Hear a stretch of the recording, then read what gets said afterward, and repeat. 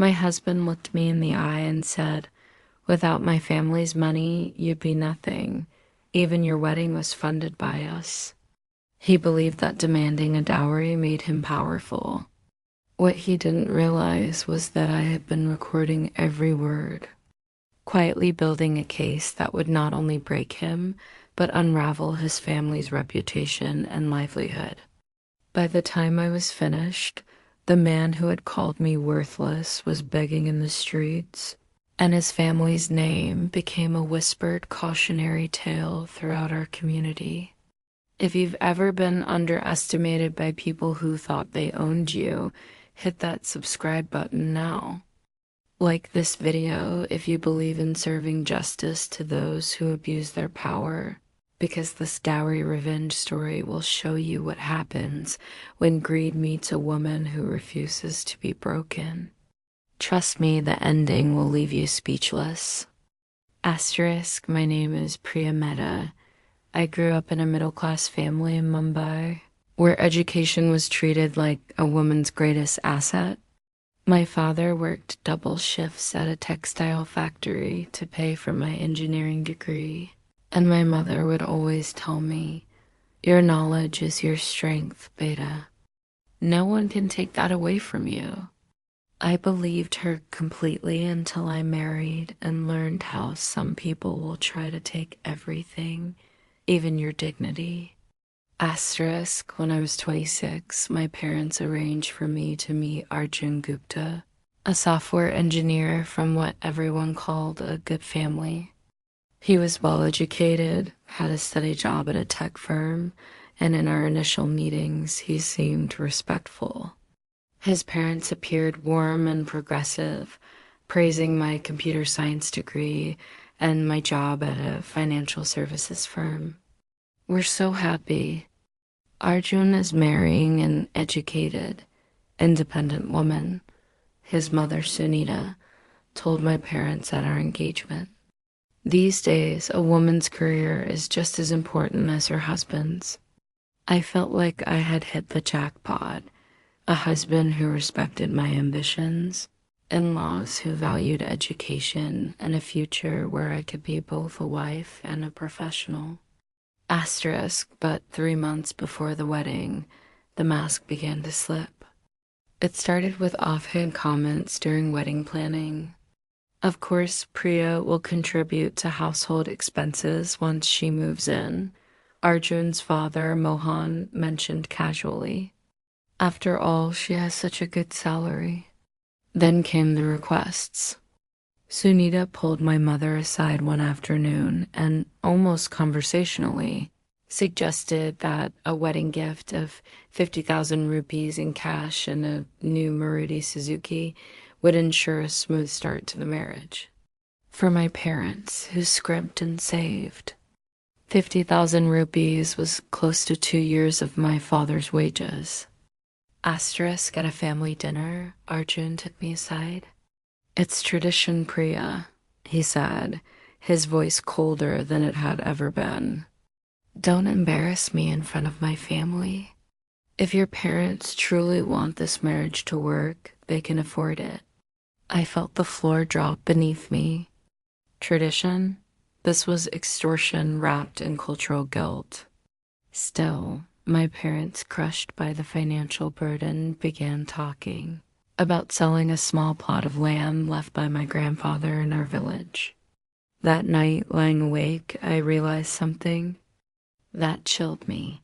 If I married into that family, my life would become an endless chain of demands, each one justified by tradition and enforced through emotional manipulation.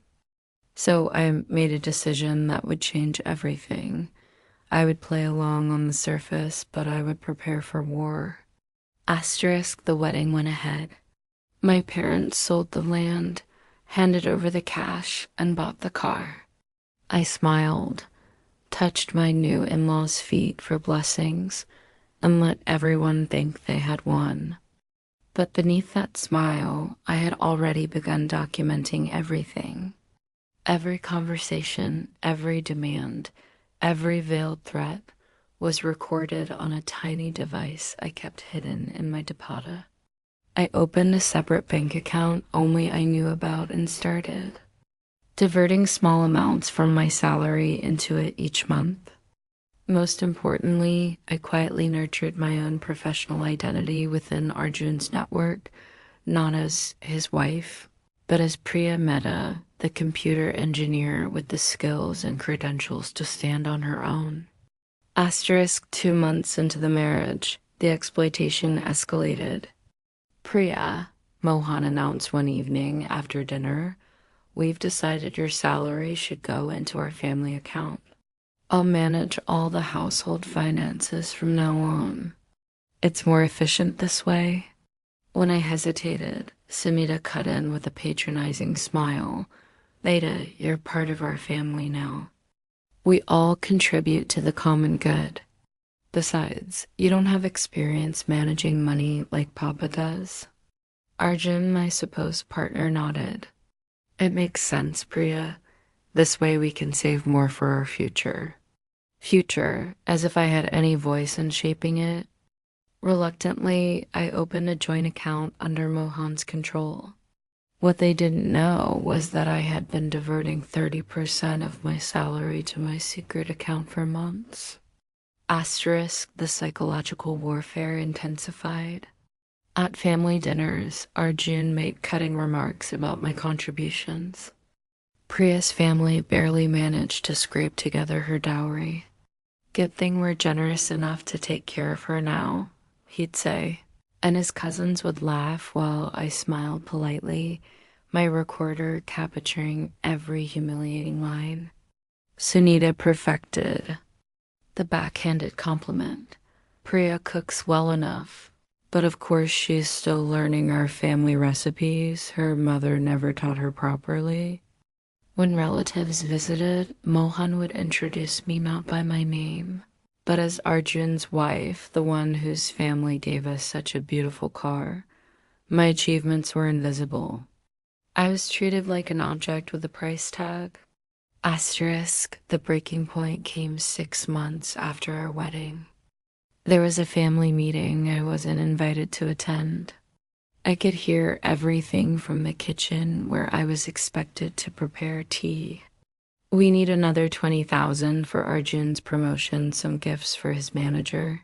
A celebration dinner for the team, Mohan was saying. Priya's parents should provide it.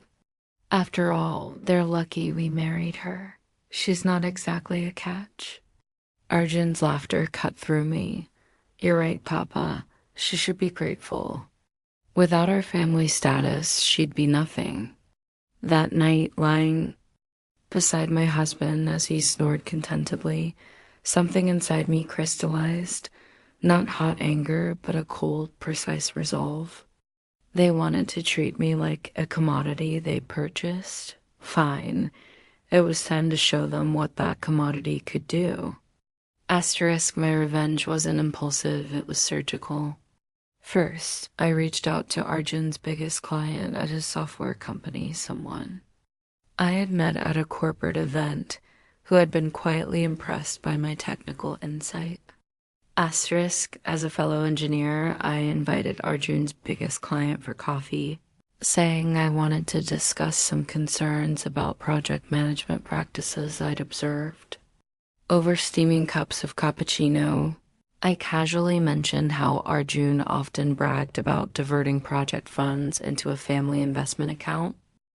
Then, word for word, I quoted the recordings I had, his own voice describing how he skimmed money from expense reports to contribute to his father's dowry collection fund.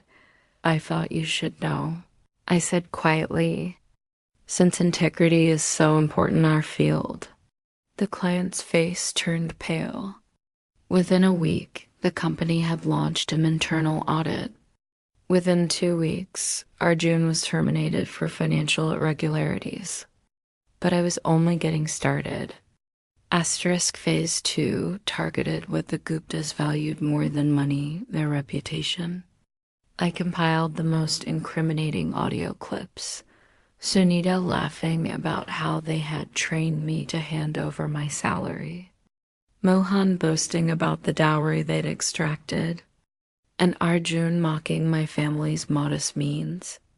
I anonymously mailed the recordings to everyone who mattered in their world: the temple committee where Mohan was treasurer, the ladies' club where Sunita held a leadership post, Arjun's college alumni group, their extended family, and even the neighbors who had attended our extravagant wedding. The recording spread through WhatsApp groups and community networks like wildfire. Suddenly, the family once praised as modern and respectable became the focus of whispers and stares. People they had looked down on now crossed the street to avoid them. The shame burned deeper than any punishment a court could deliver. Asterisk Phase 3 was legal warfare. I gathered every shred of evidence. I had audio recordings, bank statements proving dowry transactions, proof of financial and emotional abuse, and filed formal charges under the Dowry Prohibition Act and domestic violence laws. One busy Saturday morning, while half the neighborhood was outside, police officers arrived at their home. The sight of Mohan and Sunita being escorted away for questioning, watched by all their neighbors, was the exact public humiliation I had envisioned. But the real damage came afterward, when their business connections began to crumble. Asterisk Mohan's small construction consultancy and Sunita's boutique tailoring business both suffered fatal blows.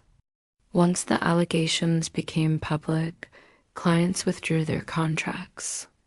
No one wanted to be associated with a family accused of dowry harassment and corruption. The collapse was swift and merciless. Arjun, jobless and disgraced, couldn't find work anywhere in the city. The tech industry is smaller than it seems. News of financial misconduct travels fast.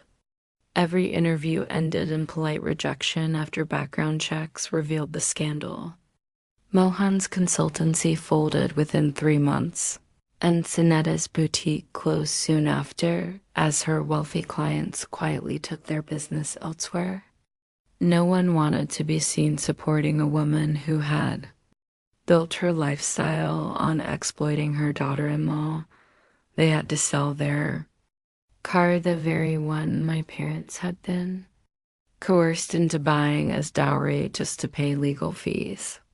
The family that once lived comfortably in a 3-bedroom apartment was reduced to ruins. But the sweetest revenge wasn't financial, it was social. Asterisk, at community gatherings, other families would whisper about the Guptas. Don't be like them, mothers would warn their sons. See how greed destroyed their family? Their name became a lesson, proof that cruelty cloaked as tradition leads only to ruin. The final blow came when the court case concluded. Not only did I win substantial compensation for emotional and financial damages, but the judge's remarks were searing and public. The defendants treated the complainant as a commodity to be purchased and exploited, he said.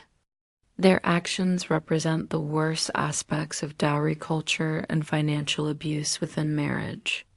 I filed for divorce that very week and walked away with more money than my parents had ever imagined. Compensation, reimbursement of dowry payments, and full coverage of legal fees. But the real victory wasn't monetary. It was symbolic. I had shown what happens when a woman refuses to be broken. Asterisk, within months, my story had spread throughout the community. Women began reaching out to me, daughters-in-law facing similar abuse, young women being pressured for dowry, mothers desperate to protect their daughters. I moved into my own apartment, advanced in my career, and never looked back. Arjun thought demanding dowry would give him power over me. Instead, it gave me the drive to destroy everything he and his family stood for. They learned that when some people are pushed too far, they don't just push back, they obliterate, the last I heard. Arjun was working as a delivery driver in another city, still blacklisted from the tech industry. His parents had retreated to their village, their dreams of success turned to dust, and me. I finally had peace, the kind that comes not from revenge alone, but from justice served cold. Asterisk, if this story inspired you, don't forget to like and subscribe for more stories about people who refuse to be victims. And tell me in the comments, have you ever had to fight back against those who tried to control you? What was your turning point? Your courage might just help someone else find theirs.